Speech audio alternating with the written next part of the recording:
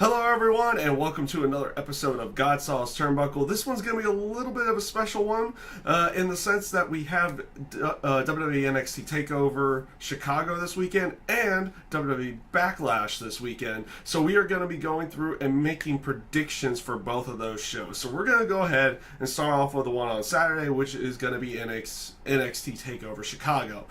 So let's just start off with what I think will probably be at least the first match on there. It was the most recent one made too. It is going to be Roderick Strong going up against Eric Young from Sanity. This match came a culmination from the previous NXT TakeOver where Roderick Strong was helping out Ty Dillinger and Ruby Riott and what was No Way Jose, but then turned into Cassius Ohno for that particular match. And this match came to be because after the number one contendership match with Hideo Itami, after the match, and they showed it on the last episode of NXT. After the match, Sanity comes out and attacks Roderick Strong. He wants Sanity. Eric Young accepts, so match is made. So we're gonna have Roderick Strong and Eric Young. Honestly, I feel like this is a spot maybe they could allow Eric Young to eat a pin. At least I personally think that's going to be the case. So I do think Roderick Strong is going to go over in this one. The way they built up him through those video packages and everything in that sense for those 2 weeks leading into that number one contendership match makes you lead to believe that they are going to try something a little bit more with Roderick Strong versus just him being, just a generic guy there in NXT. It seems like they're trying to get the fans behind him. I think it's actually working in this case.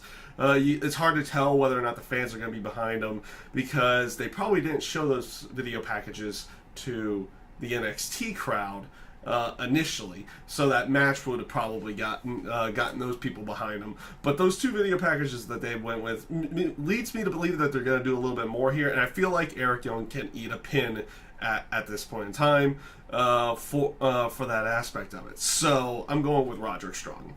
Up next is the WWE United Kingdom Championship. It's going to be Tyler Bate going up against Pete Dunne. This was kind of made through the tapings in their recent UK tour that they had done. They had done a couple nights of taping footage and everything for what is the United Kingdom special. I think that's airing, I'm taping this on a Thursday, so I think that's airing tomorrow at about 3 o'clock.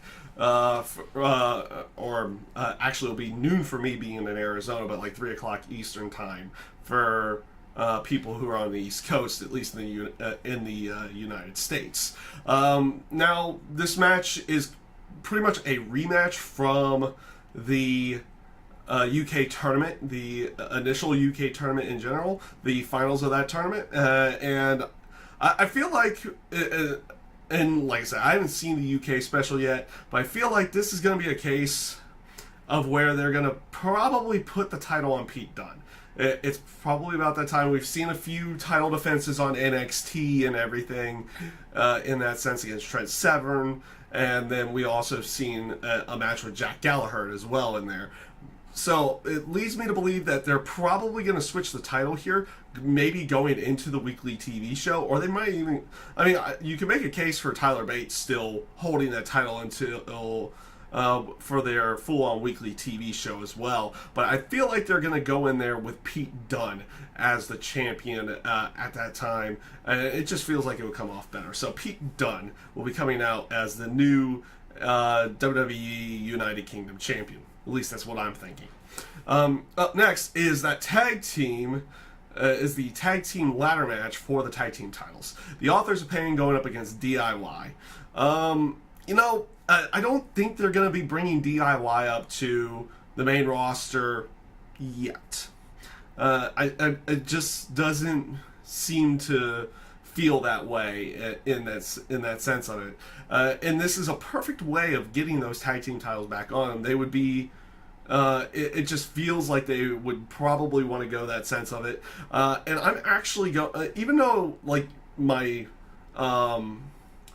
like conventional wisdom is like, oh, DIY's favor, so Authors of Pain will probably go over this in there. I'm actually gonna go with DIY in this case. I feel like they're gonna put the tag team titles back on them to probably get them on the Authors of Pain again eventually. But like I said, I don't feel like they're gonna be calling them up quite yet, and there's still some time, and they can do some more stuff with DIY and the Authors of Pain while the other tag teams kind of build themselves up to be the next potential challengers.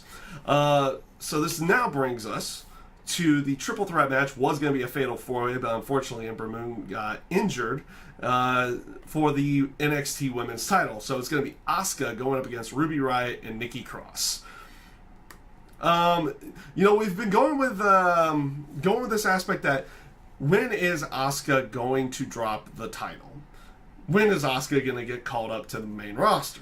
There's a chance that she may never. Who knows? During her time in WWE, I would assume they would put her on the main roster at some point, but you never know. They might just try to have her build the entire NXT brand and also build the younger female superstars as well, so she could just dominate the entire division for a while. This is going to be one of those matches. I don't think Asuka's going to drop the belt here. I think they're going to wait for a different time.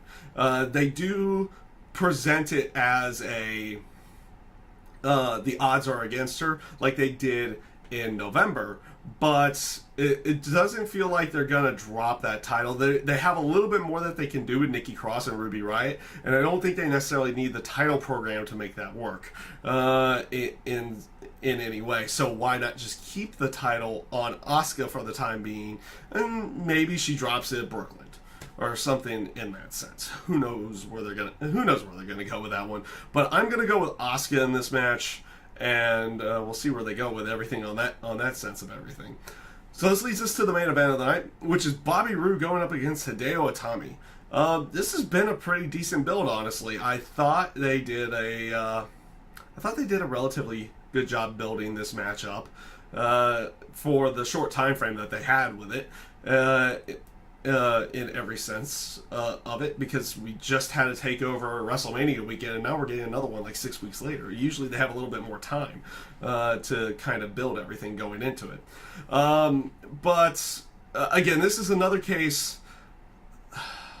I think there's logical sense to put the belt on Hideo Itami, but I don't think they're going to do it. I don't think they're going to do it here. I think they're going to keep it on Bobby Roode for the time being, and it's not an aspect of I don't think Itami doesn't deserve it. I do think he does deserve it, but I don't think they're going to put that title on him quite yet. Maybe somewhere down the line. Maybe there's another rematch at TakeOver in Brooklyn, or maybe there's a match down the line. But I feel like they're going to keep that title on Bobby Roode here, mainly because Itami seems to be getting the upper hand every single time. Like he's GTS'd Bobby Roode twice. He hasn't really been threatened by Bobby Roode in any way. So I feel like they're going to go with Bobby Roode in this one.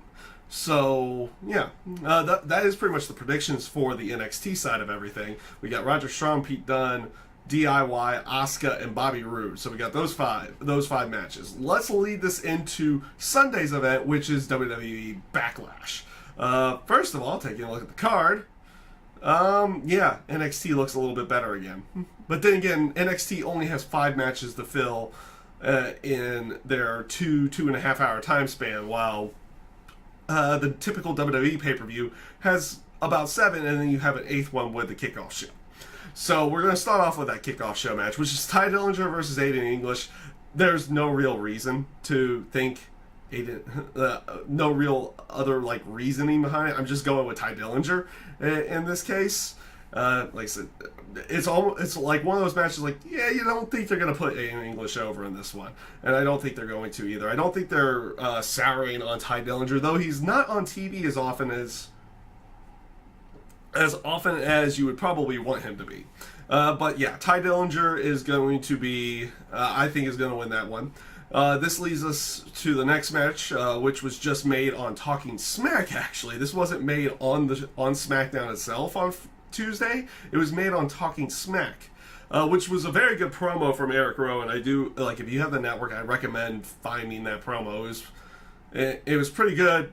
And it was kind of leading where Eric Rowan's character is going to be, which is going to be a little bit more of a creepy type character. But it's going to be Eric Rowan going up against Luke Harper. They have had one match on TV so far.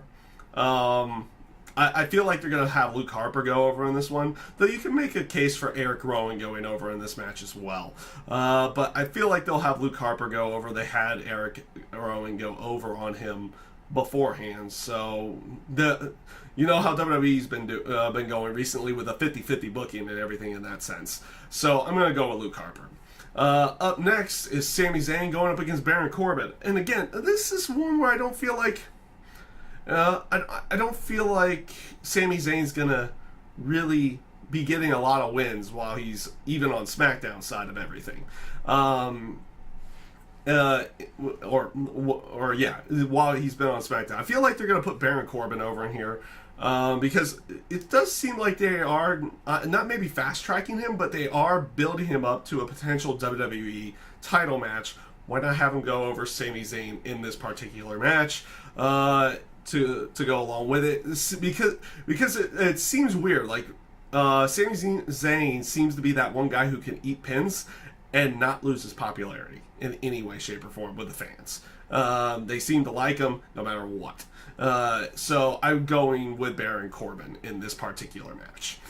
Up next is the Shinsuke Nakamura versus Dolph Ziggler match. Again, this is Shinsuke's first match on main roster. He's winning. There's no other rhyme or reason about it. I feel like it'll be a good match, but you kind of know Shinsuke's going to go over in this match. At least that's how I feel with it. So, there's really not too much to say. Shinsuke Nakamura goes over in this match. So that just leads us to the next match, which is the 6-woman tag match, which is Naomi, Charlotte, Becky Lynch versus Natalya, Carmella, and Tamina. I actually feel like the way I feel like this one's going, I said this in the SmackDown review in a previous episode, that I feel a heel turn's coming.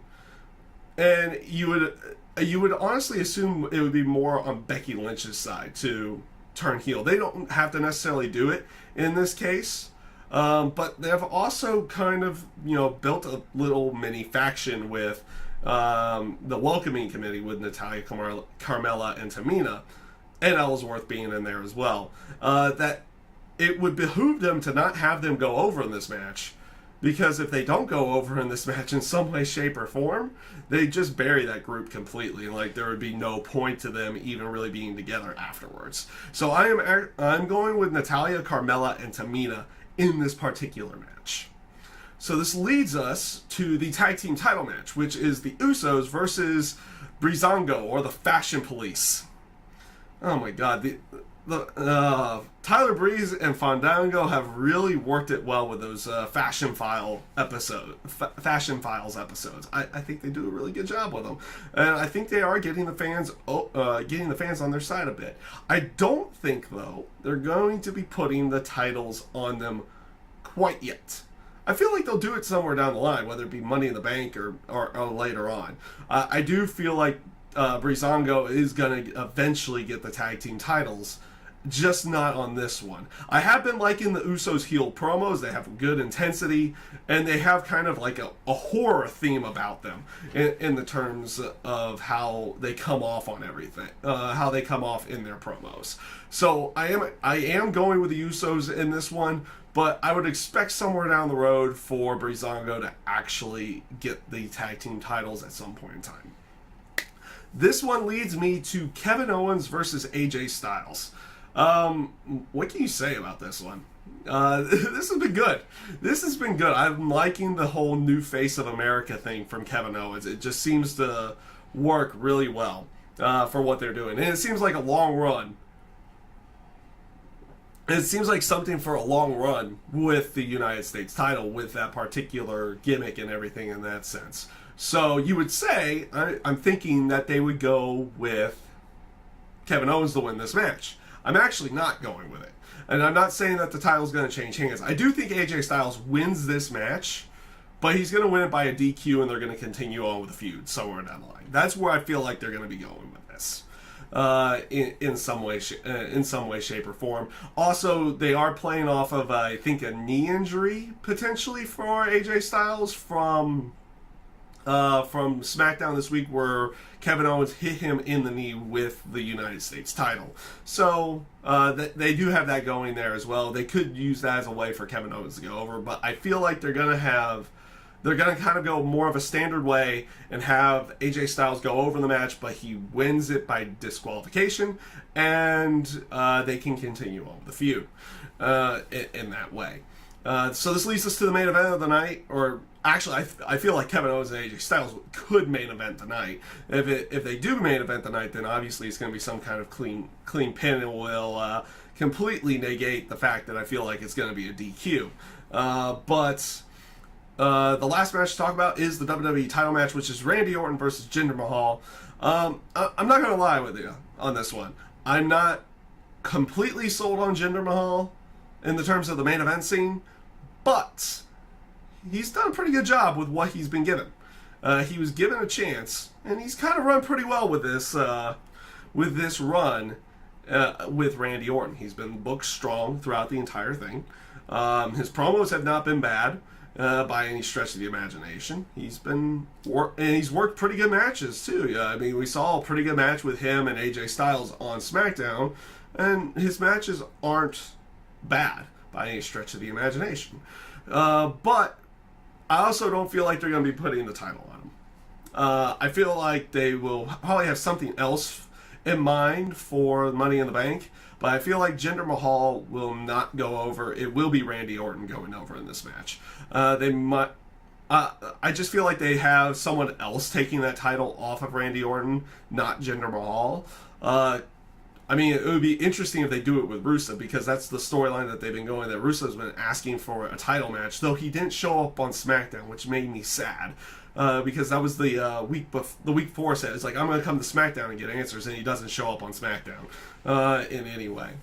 But